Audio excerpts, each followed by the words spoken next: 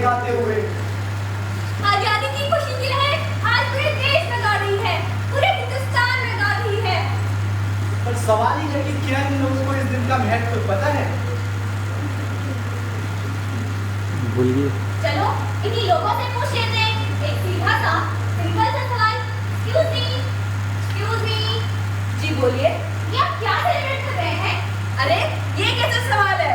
देखो दोस्तों, ये क्या पूछ रहे हैं? इंडिपेंडेंस डे है भाई, आजादी का दिन, हम वही सेलिब्रेट कर रहे हैं। अच्छा, तो आपको पता है? अच्छा, तो ये पता है कि आजाद होकर हमें क्या मिला और इतने साल आजाद होने के बाद हमने अपने देश को दिया क्या है? आखिर हम कर क्या रहे अपने देश के लिए, बताओ जरा।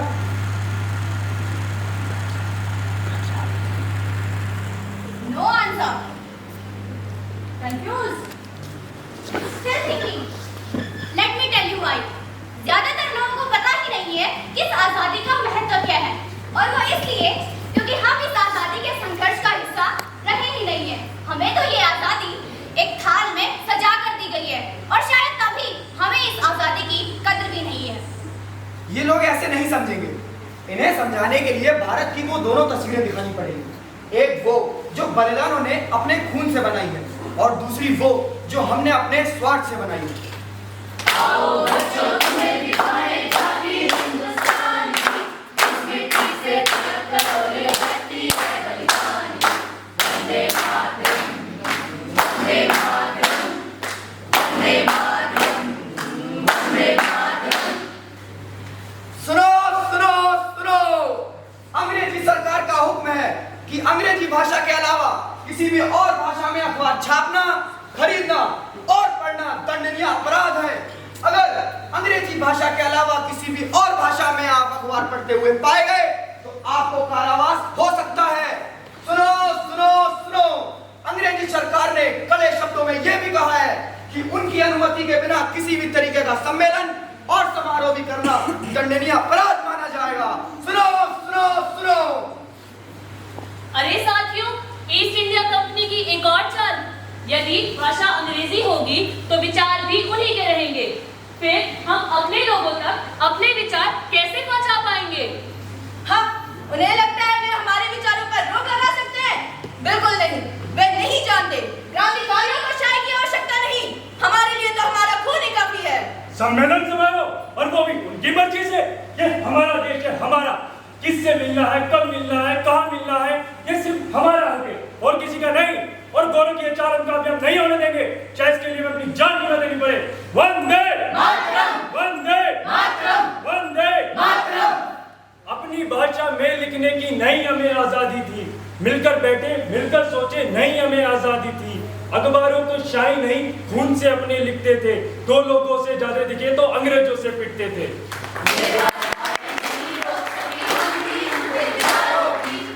मिट्टी से तलक करो ये धरती है बलिदानों की। वंदे मातरम, वंदे मातरम, वंदे मातरम, वंदे मातरम। तो ये थी आजादी से पहले की तस्वीर, जब आजादी तो नहीं थी, पर युवाओं और देशवासियों के मन में बस एक ही भावना थी कि देश से बढ़कर और कुछ भी नहीं, खुद हम भी नहीं। अब चलिए देखते हैं आज के हमारे आजाद भारत की तस्वीर को, जिसे कि अपने स्वार्थों से हमने खुद गढ़ा है।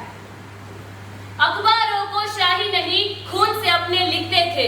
बीत गए वो दिन जब क्रांतिकारी खून से अपने लिखते थे। लेकिन आज के आजाद भारत में बोलने की आजादी का मतलब ही बदल गया है। आज न्यूज के नाम पे सब जगह फेक न्यूज और अफवाहों का अंबार लगा हुआ है। मैं निकला और बदले थे और हंसते थे, और सड़क में एक मोड़ आया। आइए जानते हैं इस घटना में आपके साथ क्या हुआ है। अरे कुछ नहीं, क्या इस लड़की ने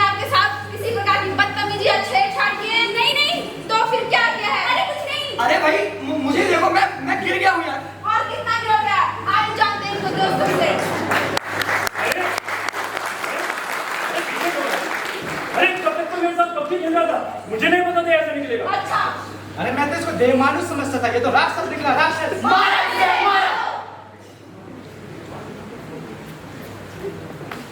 बोलने की आजादी का अर्थ होता है देश हित के लिए अपनी आवाज को माध्यम बनाना, लेकिन आज हम उसी देश हित के प्रति उदासीन बने हैं। क्या यही है फ्रीडम ऑफ स्पीच? धिक्कार है, धिक्कार है। आज के मुख्य समाचार कुछ इस प्रकार है। विकास विकास विकास, गांव में विकास।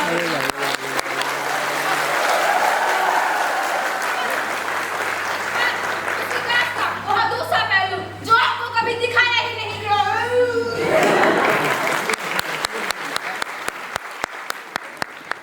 बढ़िया बढ़िया बढ़िया। Journalist dies in a car accident. Journalist killed after revealing corruption cases. ऐसी खबरें तो हम आए दिन सुनते और पढ़ते आते हैं। रिपोर्टों की माने तो बीते 5 सालों में लगभग 40 मामले पत्रकारों की मौतों के और 198 से भी अधिक मामले उन पर हमलों के सामने आए हैं। देश के द्वारा दी गई अभिव्यक्ति का प्रयोग ही आज हम अपने देश को ही कमजोर बनाने के लिए कर रहे हैं। क्या यही है फ्रीडम ऑफ एक्सप्रेशन? धिक्कार है, धिक्कार है। कहने, करने और सोचने की क्षमता हमने गवाई। बिन सोचे, बिन समझे हमने तो दी है झूठ की गवाही। हमने तो दी है झूठ की गवाही, हमने तो दी है झूठ की गवाही। पूरे 24 दिन 390 किलोमीटर की दांडी यात्रा करके गांधी जी ने नमक बनाने की आजादी पाई थी, और हमने आजादी पाई है मिलावट और काला धंधा करने की। ये थी वो दोनों तस्वीरें जो हम आपको दिखाना चाहते थे। इनके माध्यम से आपको ये तो पता चल ही गया होगा कि आजाद भारत में हमारा क्या कर्तव्य है। इन्हें समझ आए या ना आए, आवश्यक ये है कि आप लोग इस प्रस्तुति के माध्यम से इस बात को भलीभांति समझ गए होंगे। भारत, मैं उस भारत से आता हूँ जिसके होठों पे गंगा, हाथ में तिरंगा है। वो भारत जो कभी सत्यम शिवम सुंदरम तो कभी वंदे मातरम और कभी पंजाब सिंध गुजरात मराठा द्राविड़ उत्कल बंग है। मैं उस भारत से आती हूँ जो ठुकराए हुए लोगों को भी शरणार्थी देता है और 7 समंदर पार प्रदेशों को भी सिस्टर एंड ब्रदर्स करके बुलाता है। मैं उस भारत से आती हूँ जिसने विश्व को हितोपदेश और कर्म योग सिखाया, लेकिन खुद कभी अपना पराया नहीं सीख पाया। मैं गौतम और राम के भारत से आती हूँ, जहाँ जन्म के लिए एक राजपुत्र सन्यासी हो जाता है और दूसरी तरफ एक पिता की एक बात पर सिंहासन त्याग कर वनवासी हो जाता है। मेरा भारत कर्मण्यवाधिकारस्ते गाता है, तीनों लोकों का स्वामी होकर भी माखन चुराता है और महाअवतार होकर भी माँ के हाथों मार खाता है। मैं उस भारत से आता हूँ जो न कभी रुका, न झुका, न डरा है।